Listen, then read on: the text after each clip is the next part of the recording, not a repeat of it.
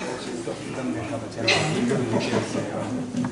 한 족발이라도 드리고 싶었는데. 말씀을 전하기 전에 한 가지 사과 말씀을 좀 드리고 말씀을 좀 전해야 될 것 같아요. 지난주에 제가 말씀을 전하면서 뭐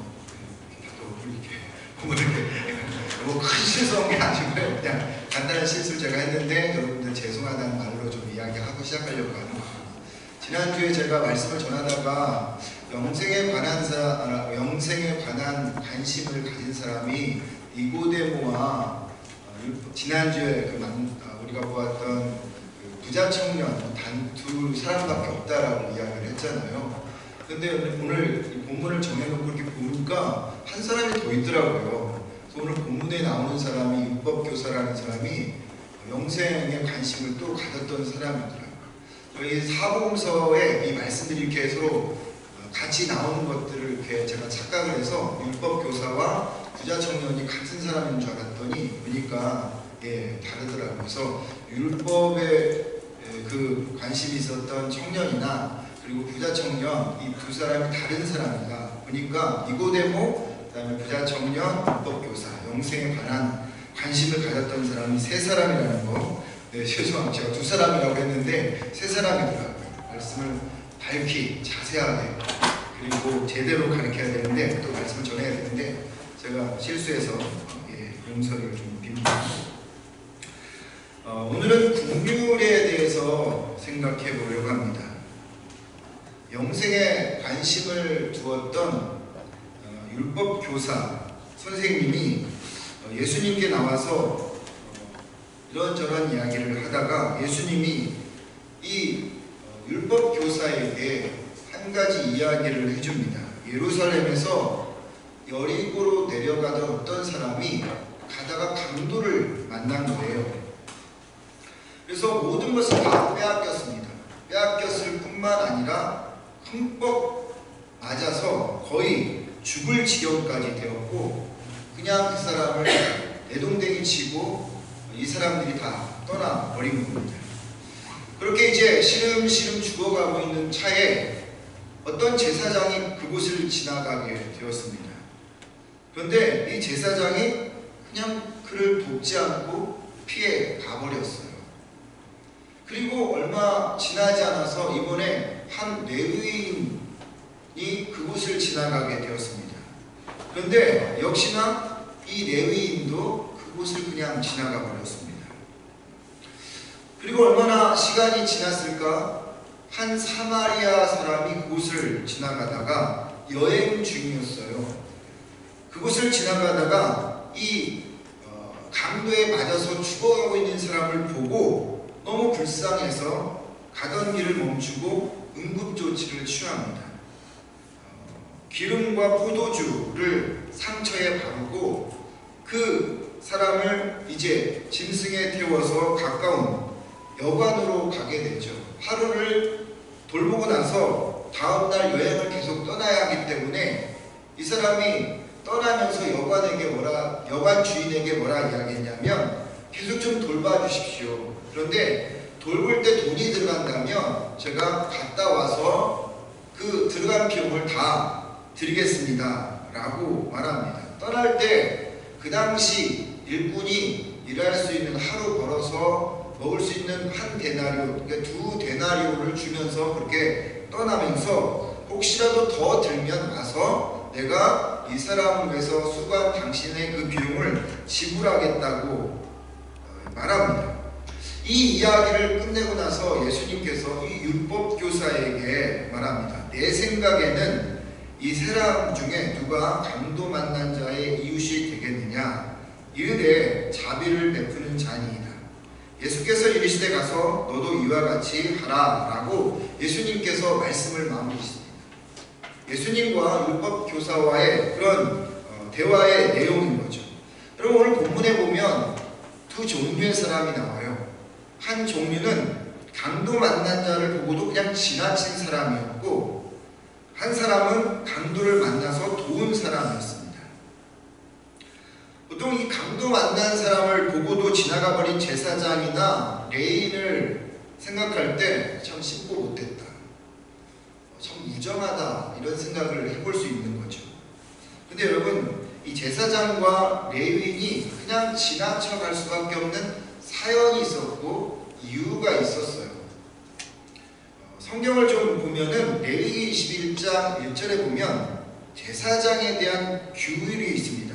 아론이 제사장들에게 말하여서 죽은 자를 만짐으로 말미암아 스스로를 더럽히지 말라, 죽은 사람을 만지지 말라라고 아론이 제사장들에게 말했습니다. 하나님 말씀이죠. 민수기 19장 11절과 13절에 보면 누구든지 사람의 시체를 만지는 자는 7일 동안 부정하다. 누구든지 시체를 만지고 자신을 깨끗게 하지 않는 사람은 나 여호와의 성막을 더럽히는 자이므로 그 사람은 이스라엘 백성 가운데서 제거되어야 된다라고 말합니다. 제사장 그리고 제사를 돕는 사람, 이 레위인들이 죽는 사람을 만지면 부정합니다. 그리고 그 사람들은 성전에 들어와서 일을 할 수가 없어요. 그리고 그들은 7일 동안 바깥에서 자기를 정결케 해야만 비로소 다시 자기의 일을 하는 거죠. 제사장의 일을 하고 레위 일을 하는 상황입니다. 상황이 이러니 여러분, 제사장과 레위인이 보았을 때 저 사람은 죽은 사람이다 혹은 죽어가는 사람이다 하고 그 사람을 도우면 이 사람은 어떻게 될까요? 부정한 사람이 되어서 그는 자기 일을, 자기 잡을 할 수 없는 상황이 되어버리는 것입니다. 그러니까 돕고 싶어도 도울 수 없는 상황이었어요. 그들이 강도 만나 거의 죽어가는 사람을 그냥 지나친 것은 타당한 이유가, 사유가 있었어요. 근데 여기서 한 가지 의구심이 들죠. 예수님이 제사장과 레위인이 그냥 지나친 이 사연을 몰랐을까? 오늘 이야기를 보면 예수님께서 제사장과 레위인에 대해서 평가를 아주 각박하게 하고 사마리아인에게는 아주 후한 점수를 주고요. 그냥 지나쳤다, 그냥 보고도 가버렸다라고 하는 이 사연을 예수님께서 모르고, 이유를 모르고 예수님께서 이 사람들에 대해서 그냥 각박한 점수를 준 이유가 무엇일까? 예수님이 그것을 몰랐을까? 여러분, 몰랐을까요? 예수님이 그 상황을 몰랐을까요? 예수님도 유대인이었어요. 어렸을 때부터 율법을 철저하게 배웠던 사람이기 때문에 제사장과 레위인이 죽은 사람을 만지거나 죽어가는 사람을 타치하면 안 된다는 것쯤은 그냥 다 알고 있었을 것입니다. 분명 사연과 이유가 있어서 지나쳤는데 왜 예수님께서는 이 제사장과 레위인에게 대해서 너무 각박한 평가를 내렸느냐라고 하는 것입니다. 왜 그랬을까요? 국률의 성품이 없었기 때문입니다. 국률의 성품이 없었기 때문에 아주 각박한 평가를 내린 것이죠. 사람들은요, 오늘 이야기를 어떤 이야기를 평가하냐면 선한 사마리아인의 비유라고 말합니다. 선한 사마리아인의 비유. 근데 여러분, 예수님이요, 어떤이라는 단어를 붙였지 선한이라는 단어를 붙이지 않았습니다. 성경을 읽어보시면 오늘도 마찬가지지만 선한이라는 단어가 나오지 않아요. 그냥 어떤 사마리아인이 누구를 도왔다라고 되어 있지, 선한 사마리아인이 이 강도 만난 사람을 도왔다 이렇게 성경은 언급하고 있지 않습니다. 그런데도 왜 사람들은 선한 사마리아인의 비유라고 말하고 있을까요? 이 시대가 국률이 인색한 시대이기 때문입니다. 당연히 해야 할 일을요, 한 사람을 영웅시하는 시대가 되어버렸어요. 예를 들어서 아픈 사람이 있는데 그 사람을 돕는 것은 당연한 것인데도 그것을 도우면 영웅이 되어지고 때로는 사람들한테 막 이렇게 칭찬을 받는 시대가 되어버렸다라고 하는 것입니다. 당연히 해야 할 일을 했는데 이 시대는 국률이 없다 보니까, 국률이 인색하다 보니까 그냥 당연히 한 일, 이것을 가지고 그냥 어떤 사마리아인이라고 이야기하지 않고 선한 사마리아인이라고 우리는 이야기하고 있는 거죠. 그러니까 모두여야 하는 보통명사가 어떤 특정한 선한 사람이 되어버리는 고유명사가 되어버렸어요. 무슨 얘기인지 아시죠? 우리 모두는 다 그냥 일반 보통 명사여야 해요. 모두가 같이 국률을 행하는 사람이어야 되는데, 이 시대가 국률에 인색하다 보니까 국률한 사람, 그 사람이 고유명사가 되어서 선한 사람이 되어버리는 시대가 되었다는 거죠. 당연함이 사라져버린 시대. 근데 그 당연함이 뭐냐? 바로 국률의 성품이라고 하는 겁니다. 당연함이라고 하는 이 말은 자비라고도 하고 불쌍히 여기는 마음이라고 하는 이 국률의 성품을 가리키는데요. 국률은 여러분 마음에서 머무는 것이 아닙니다. 손과 발로 전달되어 나타나는 거죠. 그럴듯한 타당한 이유와 그리고 그럴듯한 사유가 있음에도 그 이유와 생각을 뛰어넘는 것이 국률입니다. 예수님의 성품이 그랬다는 거죠. 죽지 말아야 할 타당한 이유와 사정이 예수님한테는 충분히 있었어요. 그런데 예수님은 그 이유와 사연을 뛰어넘는 세상의 소리와 논리에 지지 아니하고 그것을 삶으로 드러내는 그런 성품을 가졌던 분이셨습니다. 예수님이 타당한 이유와 그럴듯한 사연이 있음에도 그들에 대한 각박한 평가를 내린 것은 그들은 자신의 사연과 그럴듯한 이유를 뛰어넘지 못했기 때문입니다. 국률의 성품은 모든 사연과 이유를 뛰어넘는 그런 성품인 것이에요. 히브리어로 국률이라는 단어는요, 라함이라는 단어입니다. 라함이라는 단어인데 이것이 어머니의 자궁을 말합니다. 라함이라는 이 국률의 의미가 어머니의 자궁을 말하는 거예요. 자궁이 뭘까요? 생명을 잉태하는 곳입니다. 생명이 10개월 동안 안전하게 거하는 곳이 자궁입니다. 그러니까 생명의 고향이고 최고의 안전한 곳이 태아에게서는 자궁이라는 것입니다. 어머니의 모성애를 가장 깊이 느낄 수 있는 곳이 어머니의 자궁인데 그게 뭐라고요? 국률이라고 하는 단어입니다. 똑같이 국률은 어머니의 모성애를 느끼는 마음인 거죠. 그래서 국률한 사람은, 국률의 마음을 가지고 살아가는 사람은 생명을 잉태하는 사람으로 살아갈 수 있는 것입니다. 그리고 그 국률의 마음을 가지고 있는 사람은 자기도 안전하지만 국률을 베푸는 사람에게 안전하게 하는 그런 모습인 것이죠. 누군가를 국률이 여긴다라고 하는 것은 생명을 품는 것이고 그 생명을 위해서 어머니의 모성애처럼 모든 것을 쏟는다라고 하는 그런 의미임에 이 라합은 정말로 우리에게 꼭 필요한 성품이라는 겁니다. 헬라어도 비슷한 의미인데요. 헬라어는 엘레오스라는 단어가 있는데 이거보다는 여러분 제가 몇 번 이야기 드렸죠. 창자가 끊어지다, 애간장이 녹아지다 이런 단어가 있는데 이게 스플랑크 니조마이라는 단어입니다. 이 단어가 이 헬라어에 가장 가까운 긍휼과 가까운 단어인데요.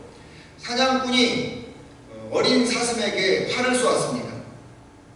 이 어린 사슴이 활을 맞고 도망가 버렸어요. 사냥꾼이 뒤쫓아갔습니다. 근데 어린 사슴이 죽어 있었어요. 그 옆에 어미 사슴도 함께 죽어 있는 것을 보았습니다. 자기는 어린 사슴에게만 쏘았는데 같이 어머니 사슴이, 엄마 사슴도 같이 있는 것을 놀라게 생각해서 어떤 이유로 죽었는지 그 배를 갈라보았어요. 그랬더니 어미 사슴이 간이, 장이, 위가 하나도 없이 다 녹아버렸습니다.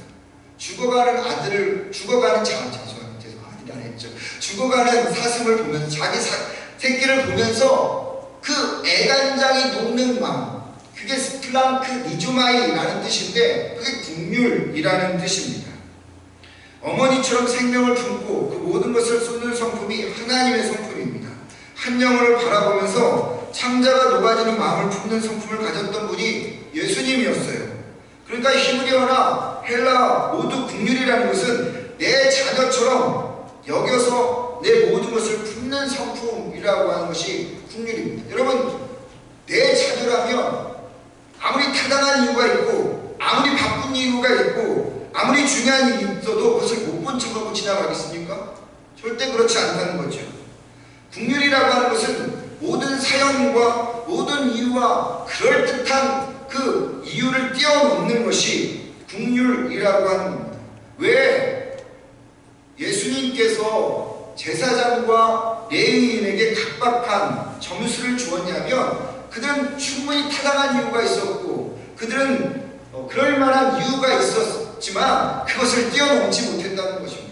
예수님이 원하시는 것은 그것을 뛰어넘는 긍휼의 마음을 원하셨는데 그러지 못했다는 거죠. 그런데 반대로 사마리아에게는 후한 평가를 내렸는데 왜 그럴까요? 사마리아인에게도 돕지 않아야 될 타당한 이유와 사연이 있었어요. 사마리아인, 강도를 만난 자를 도와주지 않을 만한 분명한 이유가 있었어요. 이스라엘 여러분 세 지역으로 나눕니다. 북부는 갈릴리, 중부는 사마리아, 세 번째 이 밑은 남부는 예루살렘이 있던 유다입니다. 유다 지역입니다. 그런데 이 북부 갈릴리와 남부 유다는 순수 유대인들로 채워져 있었는데 중부 사마리아에는 호녀라들이 있었어요. 유대인들이 제일 싫어하는 사람들이 누군지 아십니까? 이방인입니다. 그리고 호녀랍니다. 순수한 피만을 강조했던 유대인들. 그런데 이 사마리아인들이 원래는 같은 민족이었어요. 그런데 나중에 아수르가 이 나라를 정복하면서 자기네 나라 사람들을 거기다 심어놓고 그 사람들과 결혼하다 보니까 시간이 지나면서 거기가 혼합이 되어버린 겁니다. 그래서 이 북부에 있던 갈릴리 사람들이 남부로 올 때 여기를 통과해야 되는데 안 통과합니다. 자기네들이 지저분해질까봐, 자기네들이 부정해질까봐 돌아서 오는 거예요. 그러니까 여러분 요한복음 4장에 보면 예수님께서 수가성 여인과 이야기할 때 여인이 깜짝 놀라잖아요. 왜 놀랍니까? 그 여인은 사마리아 여인이었고 그리고 예수님은 북부 갈릴리 사람이었기 때문에 좀처럼 그런 일이 없었거든요. 위에 사람이 자기에게 말 걷는 일이 없었단 말이죠.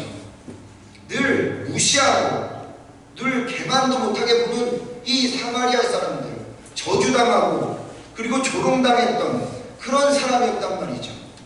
그런 사람이 여행을 가다가 지금 죽어가는 사람을 만났습니다. 아마도 틀림없이 그 사람은 유대인이었을 겁니다. 왜냐하면 예루살렘은 유대인이 있었고 유대에서 여리고로 내려갈 때 그곳에 사는 사람들이 다 이 남부 유대 사람들이었기 때문입니다.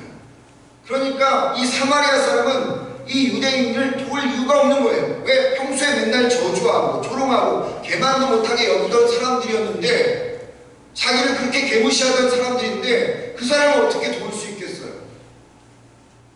오히려 가면서 그래 우리를 개무시하더만 잘됐네 참 고소하네 라고 이야기하고 넘어갈 수 있었단 말이죠. 침 뱉고 넘어갈 수 있는, 돕지 않아도 누가 뭐라 해도 그냥 아무렇지도 않은 상황이었단 말입니다. 여러분 세상에는 다 그럴듯한 이유가 있고 타당한 이유가 있습니다. 근데 예수님은요 그 이유와 타당한 생각을 뛰어넘기를 원하신 거예요. 사마리아인이 그것을 뛰어넘는 것입니다. 자신의 동족도 지나치는 상황인데 유대인들에게 천대받고 저주받던 이 사마리아는 그 충분한 이유와 사유가 있었음에도 불구하고 그냥 가지 않았어요. 긍휼이라는 성품은요 마땅히 하지 말아야 될 이유가 있음에도 그것을 넘어서 불쌍히 여기는 마음입니다. 그리고 실질적으로 행동하는 성품인 거죠. 오늘의 세대가 무한 경쟁의 시대예요. 남이 죽어야 내가 사는 시대입니다. 긍휼을 베풀고 남에게 양보하는 것은 곧 자신의 불이익과 패배를 의미한다고 사람들이 생각합니다. 매정하고 냉정한 세상에서 살아남기 위해서는 이를 아물어야 하고요. 정을 억제해야 하고 표독스럽게 살아야 합니다. 그래서 신앙인들조차도 긍휼은 그냥 단지 종교적인 용어에 불과하고 현실 속에서는 바리새인처럼 사는 경우가 많이 있다는 것입니다. 그냥 긍휼은 단지 장식품이에요. 그런데 그 유혹을 뛰어넘은 분이 누구냐? 예수님이라는 거죠. 그 유혹을 뛰어넘은 사람이 누구냐? 사마리아인이라고 하는 것입니다. 그렇다면 여러분 우리도 그래야 하지 않겠냐는 거죠. 한 부잣집이 있었습니다. 어느 날 거지가 그 집을 찾아와서 구걸했어요. 그 집 아버지가 거지를 자기 방으로 이제 데려다가 밥상을 차려 주었습니다. 거지가 밥을 다 먹고 몇 번 감사하다고 인사를 하고 떠났어요. 근데 떠난 후에 아버지가 아들을 불렀어요.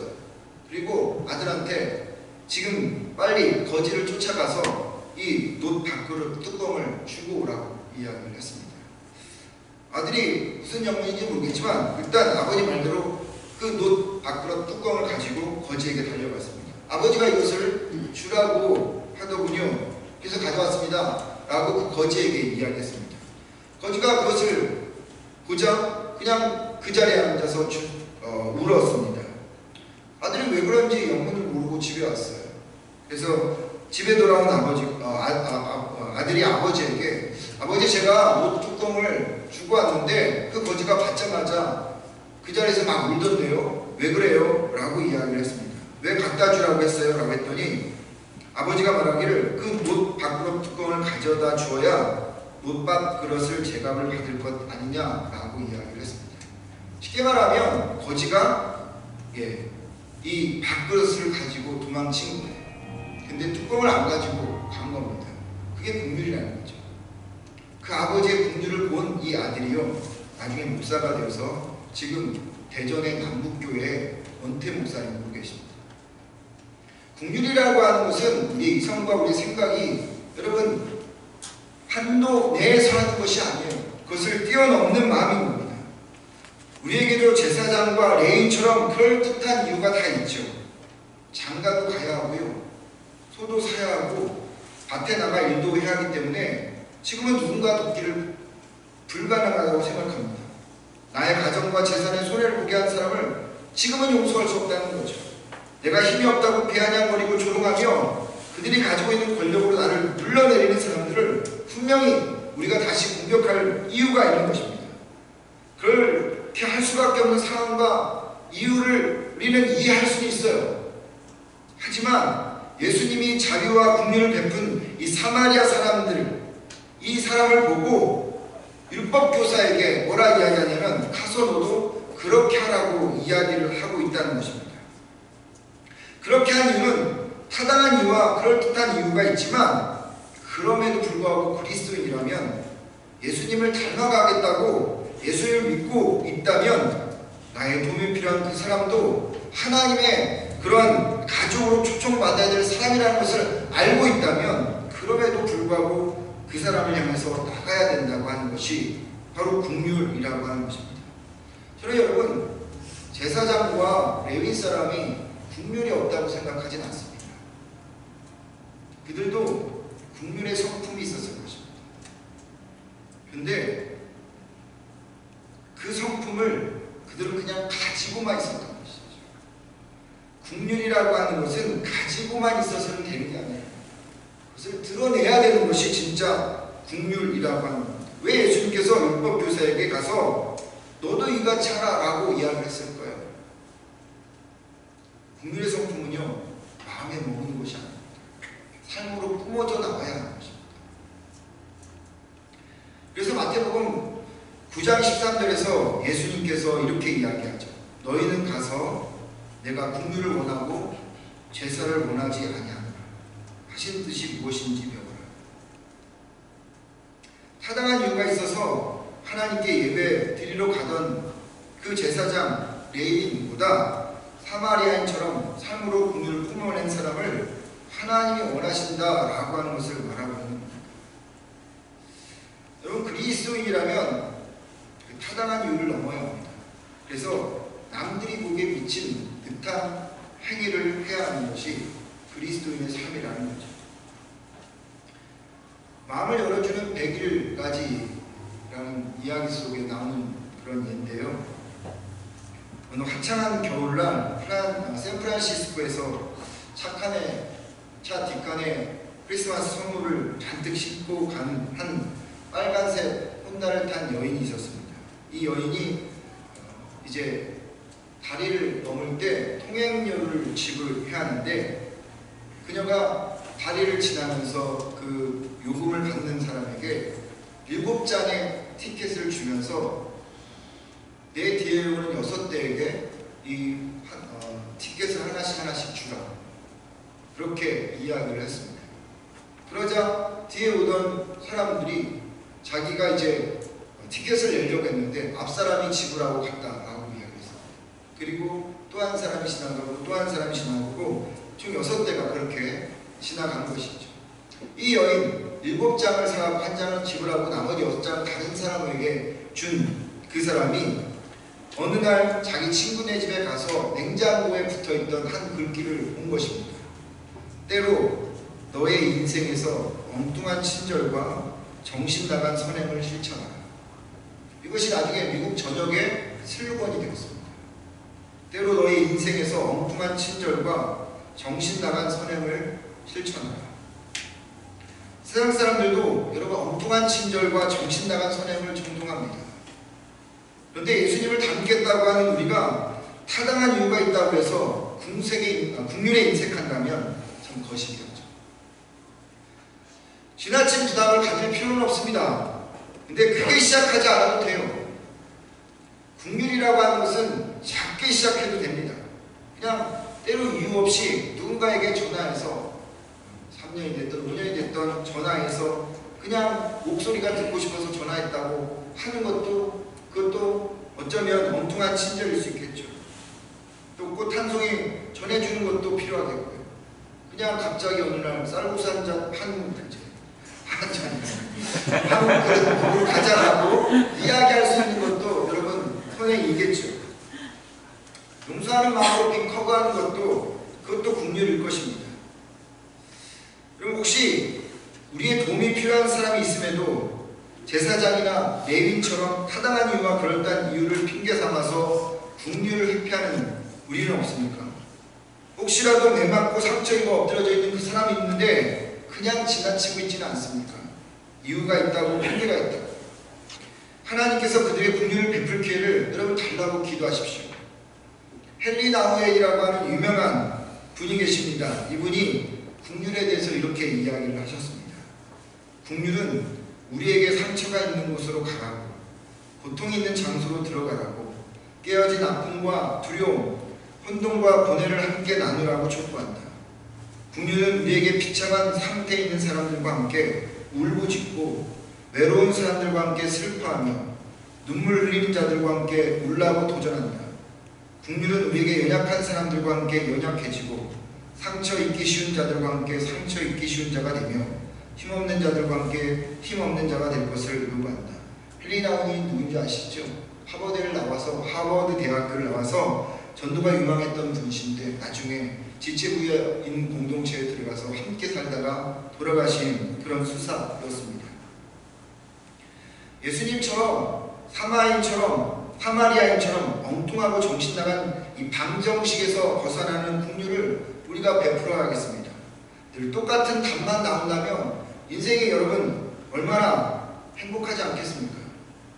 인생이 살만하고 행복하기 위해서는 방정식에서 계산에서 벗어나는 일들이 있어야 된다는 거죠.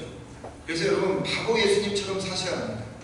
바보의 국률의 품성을 담아야 합니다. 그러면 행복해지는 것이죠.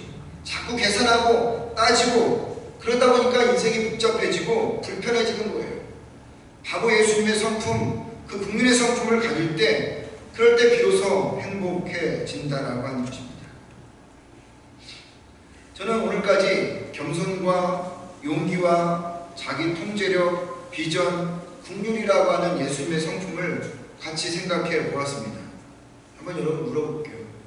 성품이 쉽게 바뀌던가요? 아시잖아요. 살아보면서 성품이 쉽게 바뀌던가요? 잘 안 바뀌더라고요. 짧은 인생을 저는 그래도 이제 반백년을 살은 저라도 많은 사람을 만나면서 많은 사람들을 가르쳐 보면서 느끼는 거지만 성품이 안 바뀌어요. 잘 안 바뀌어요. 사람은 쉽게 바뀌지 않습니다. 자라온 배경과 환경과 보고 배운 습득된 지식과 경험들, 자신만의 그런 성품을 형성해온 사람들이기 때문에 어릴 적부터 형성되어 온 이 성품이 웬만해서는 쉽게 깨지지 않습니다. 그런데 이제 와서 예수님의 성품을 배운다 해서 여러분 우리 자신의 성품이 바뀔까 의구심이 들기도 하죠. 겸손을 배운다고 금세 겸손해지지 않더라고요. 용기를 배운다고 해서 갑자기 용기가 생겨나지도 않더라고요. 평상시 자기 통제가 되지 않아서 그렇게 살아갔는데 자기 통제의 이야기를 들으면서 갑자기 내 분노와 염려가 쉽게 통제되던가요? 평소에 눈에 보이지 않는 것만 보이다가, 눈에 보이는 것만 보이다가 갑자기 보이지 않던 비전들이 보이던가요? 그래서 지난주에 이야기했던 것도 우리 기억합니까? 기억하지 못하잖아요. 어떤 면에서는 예수님의 성품을 닮아야 한다는 말이 참 요원한 것 같아요. 근데 여러분, 성품이 바뀌는 게 아니라요, 마음이 바뀌는 것을 아십니까? 하나님은요, 마음을 통해서 그 사람을 사용하시는 것이지 성품을 통해서 그 사람을 사용하시지 않더라고요. 근데 그 마음이 바뀌면 나중에 성품이 조금씩 달라지는 모습도 보이더라고요. 그렇기 때문에 제가 겸손을 이야기하고 용기를 이야기하고 자기 통제력을 이야기하고 비전을 이야기하고 긍휼을 이야기한 이것은 성품이 바뀌기를 바라는 마음보다는 마음의 흠집이 나기를 바라는 마음으로 전하는 것입니다.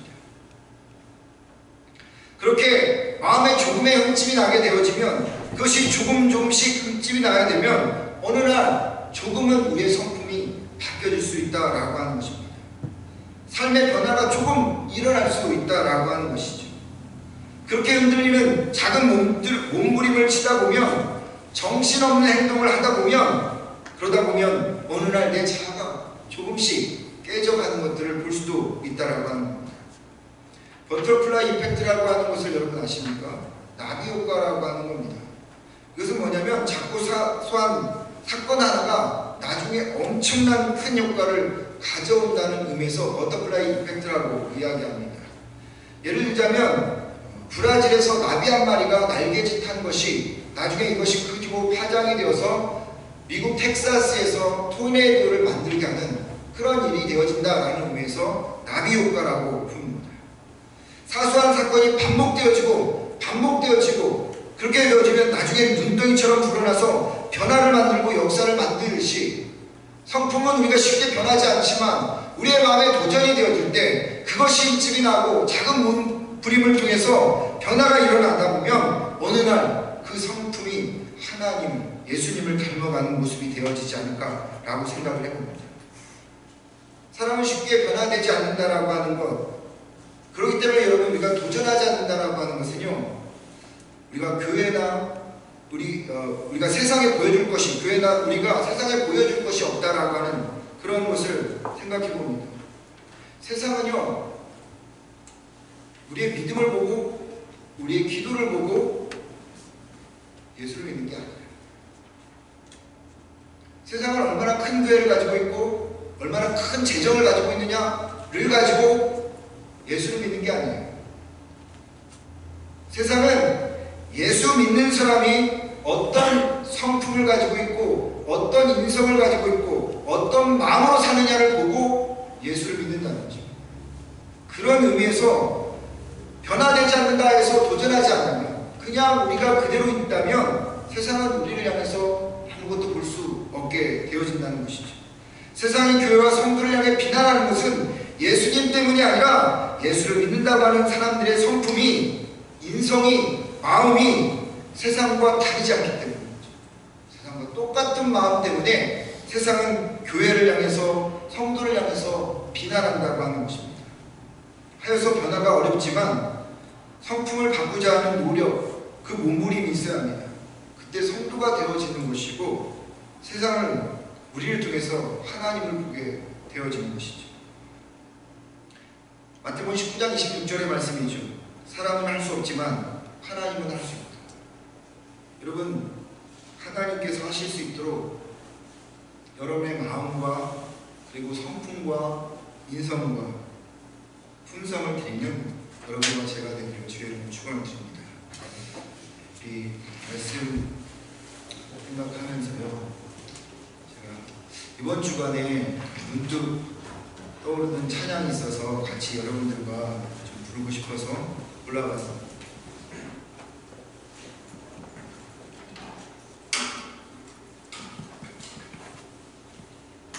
제가 16년 전에 이곳 밴쿠버에 처음 훈련받으러 와서 훈련받으면서 하나님께서 저에게 주셨던 찬양인데요.